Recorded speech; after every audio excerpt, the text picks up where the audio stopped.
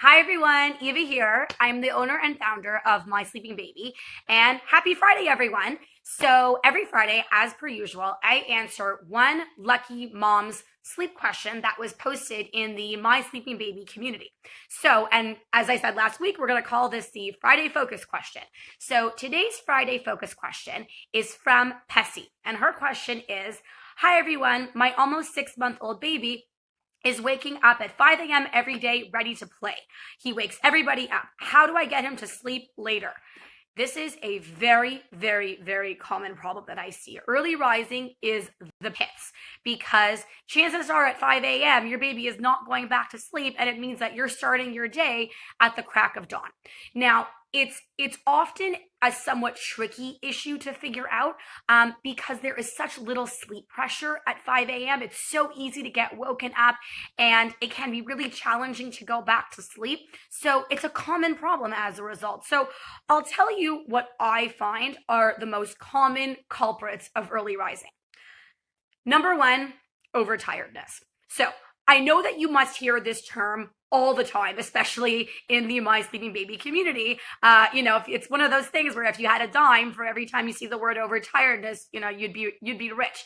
Here's what I mean when I say overtiredness. Overtiredness can be caused by not napping well during the day, not getting enough good quality daytime sleep, being awake between sleeps throughout the day, being awake for too long before bedtime, the wake period being too long between the end of the baby's last nap and bedtime. And so as a result, what I mean here is that prioritizing your baby's daytime sleep is essential. So a 6-month-old baby, just so you kind of have a reference point here, a 6-month-old usually needs about approximately somewhere between 3.5 to 4 hours worth of naps. And that's usually spread over a 3-nap schedule. So for example, an hour and a half in the morning, an hour and a half in the afternoon, and a 45-minute cat nap.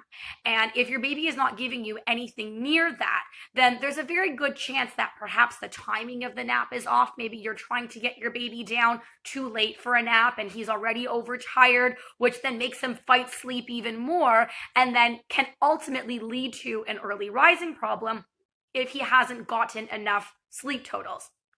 You also want to make sure that your baby isn't awake for too long between these sleeps. So usually when we're talking about age-appropriate wake windows for a 6-month-old, we're usually looking at ballpark somewhere between 2 to maybe 2.5 hours. So that means that if your baby cannot be awake for longer than 2 hours and 15 minutes before he begins to get tired, then that's how frequently he needs to be sleeping throughout the day. So be very, very cognizant of what your baby's daytime schedule is looking like, because if the schedule is off due to overtiredness, that can cause early rising. So that is culprit number one. Culprit number two of early rising is a lack of self-soothing skills. So that means that if your baby doesn't have the ability to fall asleep completely 100% on his own at bedtime and fall back to sleep on his own, if let's say he's waking up and eating, then you could find yourself with an early rising problem. And the reason is because, as I said, at 5 a.m., there isn't all this external sleep pressure helping your baby stay asleep. And so this is when a baby is going to need to rely on his sleep skills to keep him asleep until morning. So if he is being rocked to sleep or fed to sleep or bounced to sleep, or maybe rocked until he's drowsy or fed until he's drowsy, and he's not doing all of the work on his own at bedtime, then come 4 or 5 a.m. when the sleep pressure is so weak, he's going to need help from you to be able to get himself back to sleep. So if your baby's sleep skills aren't a 10 out of 10 by 6 months old, you can definitely aim for them to be a 10 out of 10. And I would focus on that so that he has the tools in his toolbox to be able to get himself back to sleep at 5 a.m. and then hopefully sleep straight through till the morning. That's culprit number two. Culprit number three is discomfort. So perhaps maybe he's too hot, maybe he's too cold. I'd say, too cold is usually the more common culprit than too hot. maybe he's not wearing the right kind of diapers. Make sure he's in really really good nighttime diapers, and that the room is nice. You want the room to be cool, but you also want him to be in a nice cozy sleep sack so that he can it's more easy for him to be able to roll over and go back to sleep. So I would say that those are the top three culprits of early rising, though I do want to add in a fourth and I guess fifth possible culprit that I do see quite a bit. I wouldn't say that these are the most common, but I would say that that they're pretty common. So I mentioned how overtiredness from not napping enough is a very common culprit of early rising. What's also a culprit of early rising is if the baby is napping too much, right? So I know I probably just made your head spin going, oh my gosh, what's going on? What do I do? Is it too much sleep, not enough sleep? So here's the thing. As I said, a 6-month-old baby usually needs about somewhere between 3.5 to 4 hours worth of daytime sleep, ballpark.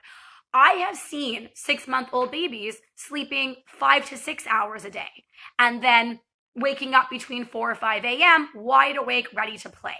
So you see, there is such thing as too much of a good thing here, because there's only so much sleep that a baby can give you over a 24-hour period.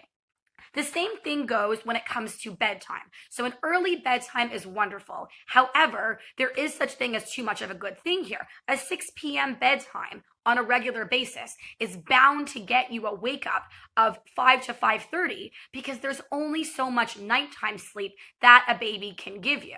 So you want to be very, very cognizant that your baby is sleeping well during the day and is going to bed early, but you don't want him sleeping too much during the day, and you don't want him going to bed too early. So I'm going to post a link to the chart that I've put together that summarizes my suggested nap totals and sleep totals and wake windows, so that you can have a really good idea as to what's age appropriate for a 6-month-old and what might be either a little bit too much or not enough. So I hope this was helpful, Pessy, and that you all have a wonderful weekend. Take care.